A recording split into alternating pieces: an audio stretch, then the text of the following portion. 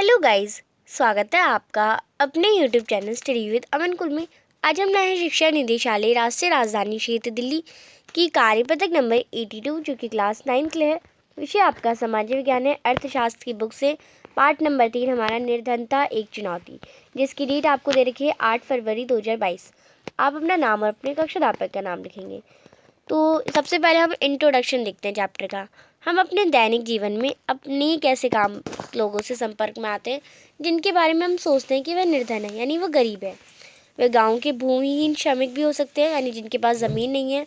वे शहरों की भीड़ भरी झुग्गियों में रहने वाले लोग भी, यानी शहरों में जो भीड़ भाड़ होती है उसमें जो झोपड़ियों में रहते हैं वह लोग भी निर्धन हो सकते हैं। वह निर्माण स्थलों के दैनिक वेतनभोगी श्रमिक भी हो सकते हैं, और ढाबों में काम करने वाले श्रमिक भी, यानी जो मजदूर जो ढाबे में काम करते हैं वो भी हो सकते हैं। चिथड़ों में बच्चे उठाए भिखारी भी हो सकते हैं। हम अपने चारों ओर निर्धनता देख सकते हैं, यानी गरीबी देख सकते हैं। वास्तव में देश का हर चौथा व्यक्ति निर्धन है। यानी अगर हम देखें कि अगर देश में 200 व्यक्ति हैं तो और एक लाइन में 4 व्यक्ति खड़े हैं तो हर जो चौथा व्यक्ति है वो निर्धन है। निर्धनता के अनेक आयाम हो सकते हैं। ये दर्शाते हैं कि निर्धनता का अर्थ भुखमरी और आश्रय का ना होना है। ये नहीं कि गरीबी है तो सिर्फ जिसमें खाना ना खाओ और जिसके पास घर ना है वही निर्धन है। एक ऐसी स्थिति भी है जब माता पिता अपने बच्चों को विद्यालय नहीं भेज पाते, कोई बीमार आदमी इलाज नहीं करवाता। निर्धनता का अर्थ है स्वच्छ जल और सफाई सुविधाओं का अभाव भी, यानी अगर पानी पीने को नहीं मिल रहा, सफाई सुविधा नहीं मिल रही, वो भी आप गरीब हैं। इसका अर्थ नियमित रोजगार की कमी भी है तथा न्यूनतम शालीनता स्तर का अभाव भी। अगर आपके मम्मी पापा आपको स्कूल नहीं भिजवा पा रहे, मजबूरी की वजह से नहीं भिजवा पा रहे, इसलिए ये भी निर्धनता है। अब सामाजिक वैज्ञानिक की दृष्टि में निर्धनता क्या है, तो वैज्ञानिकों की दृष्टि में निर्धनता क्या है तो वो हम देखते हैं।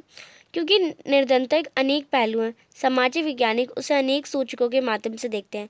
सामान्यतः प्रयोग में किए जाने वाले सूचक वह जो आर्य और उपयोग के स्तर से निबंधित है, लेकिन अब निर्धनता को निरक्षरता स्तर, कुपोषण के कारण रोग प्रतिरोधक क्षमता की कमी, स्वास्थ्य सेवाओं की कमी, रोजगार के अवसरों की कमी, सुरक्षित पेयजल स्वच्छता तक पहुँच की कमी आदि जैसे अनेक सामाजिक सूचकों के माध्यम से भी देखा जाता है। सामाजिक अपरवर्जन और असुरक्षा पर आधारित निर्धनता का विश्लेषण अब बहुत सामान्य होता जा रहा है। क्या मैं कभी अपने परिवार के लिए नए कपड़े खरीद सकूंगा, तो ये किसान सोचता है, तो ये भी एक निर्धनता होती है।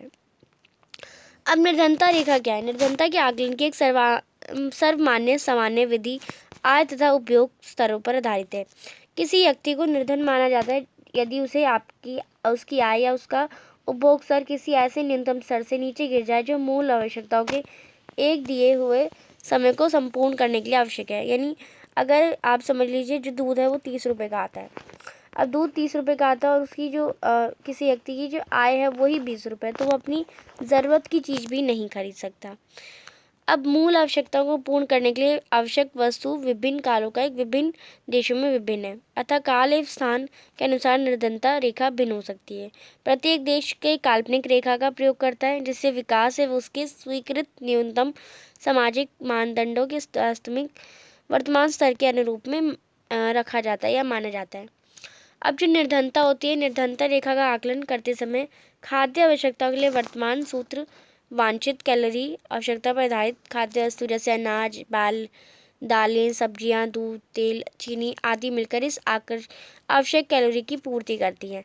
भारत में स्वीकृति कैलोरी आवश्यकता ग्रामीण क्षेत्रों में 2400 कैलोरी प्रति व्यक्ति प्रतिदिन तथा नगरीय क्षेत्रों में 2100 कैलोरी प्रति व्यक्ति प्रतिदिन, क्योंकि ग्रामीण क्षेत्रों में रहने वाले लोग अधिक शारीरिक कार्य करते हैं, अतः ग्रामीण क्षेत्रों में कैलोरी आवश्यकता शहरी क्षेत्रों की तुलना में अधिक मानी गई है। अब इसी पर बेस्ड क्वेश्चन है, निर्धनता से आप क्या समझते हैं? तो निर्धनता वह स्थिति है या स्तर है जहाँ पर व्यक्ति की आय इतनी कम हो जाती है कि व्यक्ति अपनी आधारभूत ज़रूरतों की भी पूरी करने में सक्षम नहीं होता, जैसे मैंने अभी आपको बताया था। दूसरा प्रश्न है, सामाजिक वैज्ञानिक द्वारा परिभाषित गरीबों के सूचक क्या हैं? तो गरीबों के सूचक आपको बताना है। तो एक तो निरक्षरता स्तर, कुपोषण के कारण रोग प्रतिरोधक क्षमता की कमी, तीसरा, स्वास्थ्य सेवाओं की कमी, रोजगारों के अवसरों की कमी, सुरक्षित पेयजल एवं स्वच्छता तक पहुँच की कमी। नेक्स्ट है क्वेश्चन नंबर 3, निर्धनता रेखा के नीचे के लोगों के पास किन मूलभूत आवश्यकताओं का अभाव है? तो निर्धनता रेखा के नीचे के लोगों के पास सुरक्षित पेयजल, शिक्षा, रोजगार यानी काम, स्वास्थ्य सेवाएं और आदि मूलभूत सुविधाओं का अभाव है, यानी उनके पास नहीं है। नेक्स्ट है क्वेश्चन नंबर 4, काल एवं स्थान के अनुसार निर्धनता रेखा भिन्न हो सकती है, इसे अपने शब्दों में व्याख्या कीजिए।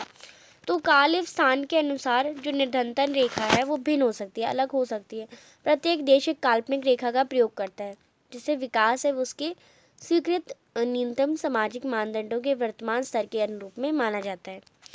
5वां प्रश्न है, ग्रामीण क्षेत्रों के लोगों की कैलोरी की आवश्यकता अधिक क्यों होती है?